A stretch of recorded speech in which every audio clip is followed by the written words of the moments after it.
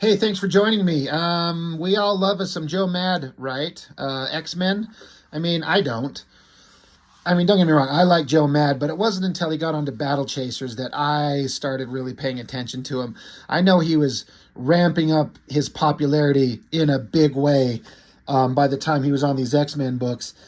I saw it, I understood it. I was done collecting X-Men for the time being when these were coming out, and I'd read my brother's copies or something like that. I'm pretty sure I wasn't buying these. I got these secondhand a couple months ago at a different comic shop just recently, just because I got the channel, and this is going to be something interesting to talk about. But yeah, Joe Mad, I can certainly see the popularity that he was bringing to it, an anime flavor, a manga comics flavor to his artwork, a cartoony, fun, whimsical style. Everyone had kind of moved on from the Jim Lee influence. It was long since done. And he brought something new and fresh that people were interested in. Like I said, it wasn't really that appealing to me, not that much. But these kind of stood out for I don't know any factual information about how this story came about, but it seems like Joe Mad must have watched Ninja Scroll, that incredibly awesome anime, and had some kind of sway over the storyline and brought a lot of elements of that animated show into the book for a storyline. And they did some interesting things visually here. So we're just going to flip through these two books. I did not try to reread these, or I should say I did try to reread them. I wasn't getting anywhere. I didn't care. Scott Lobdell and Jeff Loeb, it takes two of these guys to write this stuff. I don't get it. Joe Madureira and Tim Townsend. That's a pretty solid inking team. Was it Townsend that came with them over to Battle Chasers? Or was it Tom McWeeny? I can't remember. Either way, they both seem to work with them pretty well. Townsend is a hell of an inker. But this era of Joe Mad, it was still a little bit cartoonier than I particularly cared for. But it always looks good. They're throwing all kinds of like computer tricks in here with the little glowing little star shapes and the reflection in the water kind of being wavy like that. They're doing some interesting stuff. Down here it says, special thanks to, God, I got to bring it up closer, so small. Electric Crayons, Richard Chu, for his work on the Steam Ninja. We will see what that means. They did something really different in a comic that I'd never seen before myself. Starting out with Doctor Strange. Again, I'm not going to try and tell you what's going on in the story. I do have a vague understanding of it. Psylocke had been attacked by Sabretooth, and she fought him and put up a hell of a fight, but ended up getting really injured. So they're trying to find a way to magically help her, something to that effect. My brother John, he's got a channel, Norton Man Reviews, and he's gone over these, and he's in probably much better detail on the story than I'm going to, because he was reading these and a little bit more invested in the story at the time than I was. But, the art's good. I don't really care for when they take a city backdrop like that, like a photo, and then do a comic book drawing on the front of it and put the actual photo of the city in the background. It just looks like neither one belongs with the other. I understand drawing those city shots is a fucking pain in the ass. I get it. But I don't care for that at all. But, Wolverine and Archangel. Archangel was getting all kind of in romantic relationships with Psylocke, which is a story point I didn't see coming anywhere. And Wolverine and Psylocke obviously have a kind of a close bond because they were together when everything was going to shit in Uncanny X-Men, when the X-Men were gone and through the Siege Perilous, and Wolverine was being beat to shit, and Psylocke was remade from the purple-haired English girl to the Asian warrior girl. So they both have kind of like a personal interest in helping her out. So they're going to find some ancient Chinese secrets to help her, I guess. Something like that. This is Wolverine's kind of, he knows this kind of world. Angel, Archangel, he doesn't know anything about this. So Logan has to keep him under wraps. Like, just shut your trap, do what I say. There's this interesting thing with this sign above the restaurant or business that they're going into, and the little writings, the little symbols, they start coming apart and coming to life and start moving. That's an interesting idea, if not a difficult one to figure out how to depict. But they're now like crawling like little spider things. Crawl all the way down here, find this little old guy, and give him some information. They are here, you say? Of course they are. Somehow they always come to me when they need something, don't they? So they're in this restaurant. Wolverine and Angel are having some conversation. They don't like each other. They've never liked each other. That's fine. But Angel, Warren Worthington, he's got a drink. Lots of steam coming out of it. It's kind of like computer rendered. Looks good, I guess. Stands out kind of different, but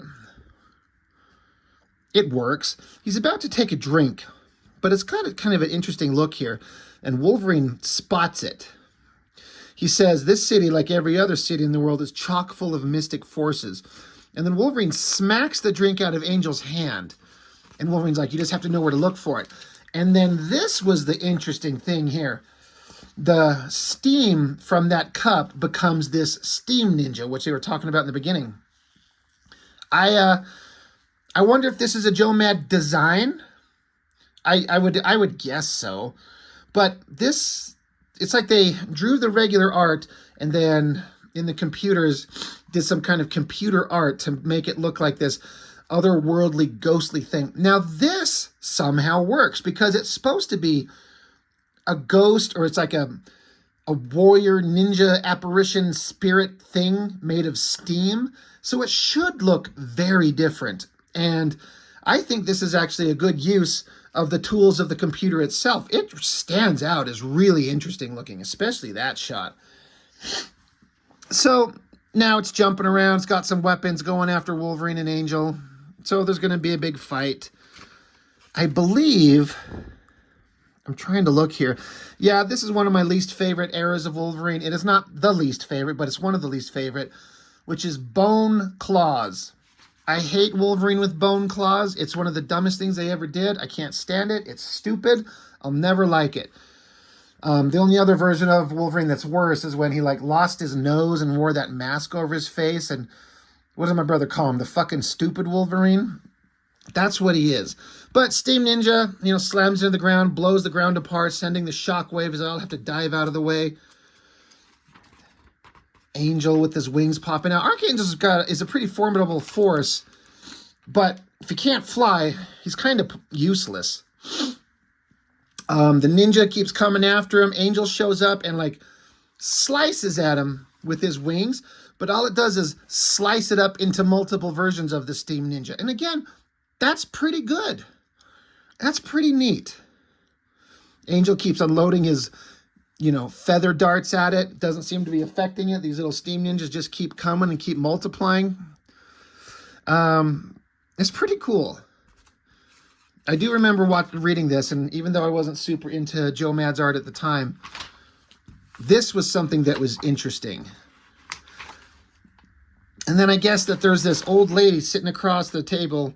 Everyone else had taken off, except this little old lady was there, smiling. So Wolverine comes up and stabs her in the back. Boom. I guess she drops dead. And Angel's like, last time I checked, being an X-Men means finding solutions to situations without taking a life, especially some defenseless old woman. And Wolverine's like, Worthington, the reason you never learn anything is because you flap those gums of yours more than you do your wings. So Wolverine retracts his bone claws. So stupid. And then like reaches into her. And Angel's like, I'm going to puke. And he pulls out this little old guy. And this guy looks almost exactly like one of the main secondary characters in that Ninja Scroll anime. Dakuwa, I think his name was. So he's a little magical guy. Kind of this goofy look on his face.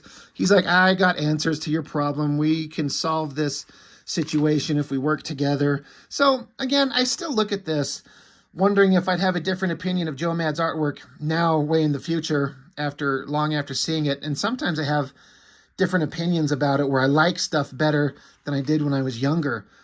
I still don't like this. Like, it's certainly talented, it's certainly fine, but this would not make me pick up the book just for the artwork. Once he moves over to Battle Chasers, I was there. but this is not my favorite work of his. Storytelling's there, characterization, the expressions, the compositions, the stupid bone claws. God, I hate those things. Doctor Strange shows up to give some warning, but this is the whole thing. Psylocke, after her fight with Sabretooth, she's dying. So they've got important shit they've got to do. They got to go now. So there's a ticking clock kind of element to it. And so it's fun, you know. It's nice to see the X-Men not involved in some world-ending, world-shattering stakes. It's just them trying to solve a problem with one of their own members.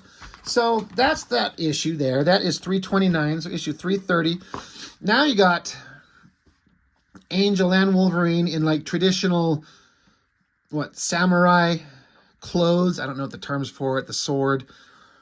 Angel looks particularly ridiculous in this outfit because of his wings and his skin color, but whatever. What do I know? And I never cared for these cartoony versions of the X-Men, but that's just the era that I grew up in.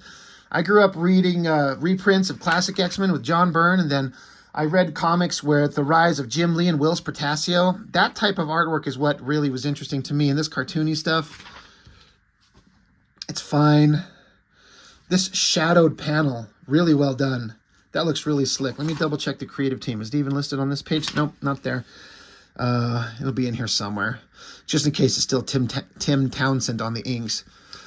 But the cultural stuff going on here, the masks and the designs, all that type of stuff, that's all pretty cool. But we're, having an Asian adventure with our bone claws. Hate those things so much. Doctor Strange is an interesting element to have him in there. I don't know how often Doctor Strange was considered pretty cool. I know the movies have made him much more interesting, like all those Avengers characters. Looked like they stabbed a shadow monster that was hanging on to Doctor Strange. That character even looks like a version of one of the monsters from the Ninja Scroll movie. Can't remember the shadow guy's name, but that's okay. Oh, here we go. Yep, Scott Lobdell, Jeff Loeb, writing, Joe Madureira, and Tim Townsend, pencils and inks. All these guys back to back. Doctor Strange, kind of a cool thing with his hand, a little energy blast. Growling Wolverine with a little fishnet shirt and bone claws. Fighting undead ninjas with laser blades, right? Isn't that what all these animes are? Good fighting, good action. I'm just kind of so-so on it. Psylocke's down. Gambit, I think there was a secret about him that was revealed that Psylocke might know. Again, my brother's reviewed these, and he was going over it. I remember listening to him going, oh, yeah, that's right. That's what happened. I kind of sort of vaguely remember that. But Gambit's history was always a mystery. Yeah, that rhymes. And he thinks that Psylocke may have shown or may have figured that out.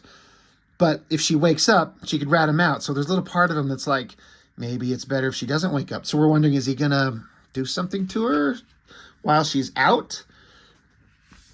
I don't see that ever happening, but we didn't know much about Gambit, and that's the drama. That is a pointy nose Joe Mad likes to draw on these characters. Psylocke starts having a seizure or something like that. Things are not going well for her. And I guess Gambit starts making out with her because she's dying, and he figures he might as well. Or maybe it's CPR. What am I talking about? And the adventure continues. I gotta say, I super wasn't invested in this, and I just wish I could be more interested in the art. It's good. I know it's good. I mean, his popularity doesn't need my validation by any means. It's one of those times when this is something that everyone was into except me.